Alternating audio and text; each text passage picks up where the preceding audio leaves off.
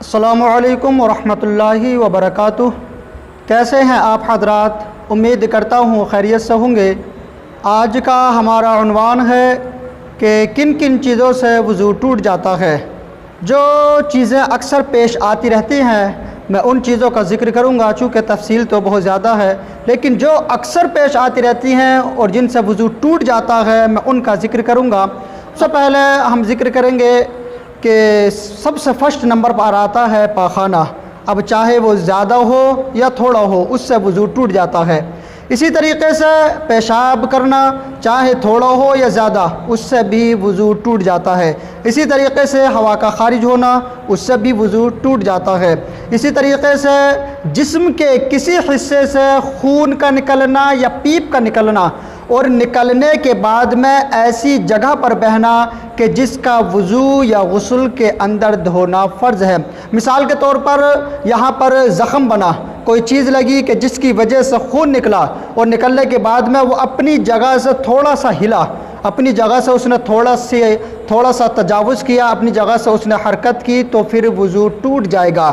لیکن اگر ہاں خون نکلا، اب چاہے وہ ہاتھ پر ہو، پیر پر ہو یا جسم کے کسی بھی حصے پر ہو، اور نکلنے کے بعد میں اس نے اپنی جگہ سے ذرا سی بھی حرکت نہیں کی، وہ اپنی جگہ سے بالکل بھی نہیں ہٹا بلکہ وہیں کا وہیں جم گیا، تو وضو نہیں ٹوٹے گا۔ لیکن خون نکلنے کے بعد میں اپنی جگہ سے تھوڑا سا بھی اگر ہٹ گیا تو پھر وضو ٹوٹ جائے گا۔ اسی طریقے سے خون کے علاوہ اگر جسم سے پیپ نکلی تو اس کا بھی یہی حکم ہے، تو اس سے بھی وضو ٹوٹ جاتا ہے۔ اسی طریقے سے قے کرنا، الٹی کرنا، اگر منہ بھر کے ہے، اور منہ بھر کے کی پہچان یہ ہے کہ بغیر کسی تکلف کے اس کو روکا نہ جا سکے۔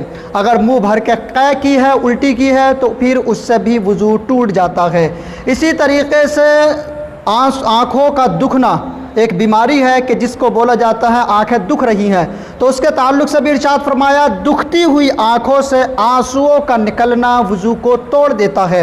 اسی طریقے سے سو جانا، اب اس میں بہت ساری تفصیل ہے، لیکن صرف اتنا سن لیجئے کہ اس طریقے سے سو جانا کہ جسم کے جو جوڑ ہیں وہ ڈھیلے پڑ جائیں، ان سے وضو ٹوٹ جاتا ہے۔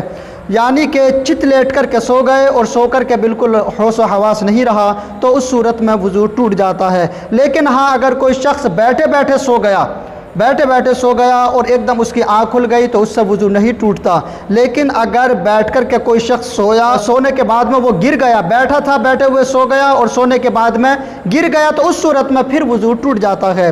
لیکن بسا اوقات یہ بھی دیکھا جاتا ہے کہ عام طریقے سے فجر کی نماز میں چونکہ اذان پہلے ہو جاتی ہے اور جماعت میں بہت وقت رہتا ہے، تو جو شخص اذان کے فوراً بعد آ جاتے ہیں، آنے کے بعد میں سنت ادا کرتے ہیں، اب جماعت کا انتظار کرتے ہوئے بیٹھ جاتے ہیں، تو بہت مرتبہ یہ دیکھا گیا ہے کہ اس صورت میں نیند کا غلبہ آتا ہے۔ حالانکہ بہت نیند کو بھگانے کی کوشش کی جاتی ہے، لیکن پھر بھی نیند کا غلبہ آ جاتا ہے، اونگ لگ جاتی ہے، آنکھ لگ جاتی ہے، تو بھی اس کے تعلق سے ارشاد فرمایا کہ اگر ذرا سی آنکھ لگی یا نیند لگی تو اس صورت میں بھی وضو نہیں ٹوٹتا۔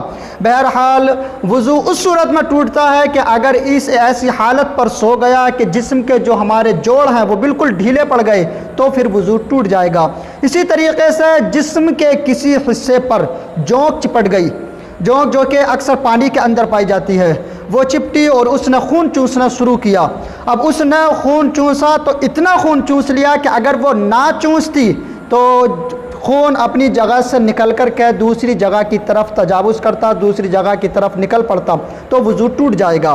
لیکن اگر ہاں مچھر، مکھی، پسو، کھٹمل، اگر ان چیزوں نے خون کو چوسا تو پھر ان کے چوسنے سے وضو نہیں ٹوٹتا۔ لیکن اگر جونک نے خون چوسا تو جونک کے خون چوسنے کی وجہ سے وضو ٹوٹ جاتا ہے۔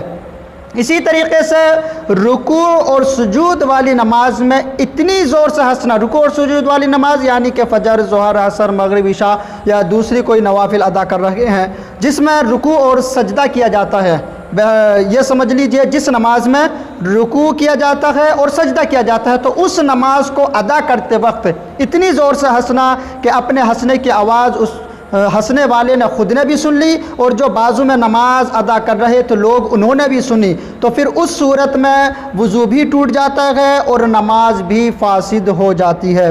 یہ وہ چیزیں ہیں جو عام طریقے سے پیش آتی رہتی ہیں اور ان سے وضو ٹوٹ جاتا ہے، اور بھی اس میں بہت زیادہ تفصیل ہے، لیکن چونکہ یہ اکثر پیش آتی رہتی ہیں اس لیے میں نے ان کا ذکر کر دیا۔ اب اور یہ نواقض وضو جو میں نے ذکر کیے ہیں ان کے تعلق سے حوالہ سن لیجئے۔ سب سے پہلے فتاوی عالمگیری جلد نمبر 1 حصہ نمبر 197، بہار شریعت جلد نمبر 1 حصہ نمبر 2 صفحہ نمبر 21 پر اس پوری تفصیل کو ذکر کیا ہے۔ امید کرتا ہوں آپ حضرات سمجھ گئے ہوں گے۔ اسی طریقے سے دیگر دینی معلومات حاصل کرنے کے لیے جڑے رہیے ہمارے چینل سے، خاص کر کے دعاؤں میں خیال رکھیے۔ السلام علیکم ورحمۃ اللہ۔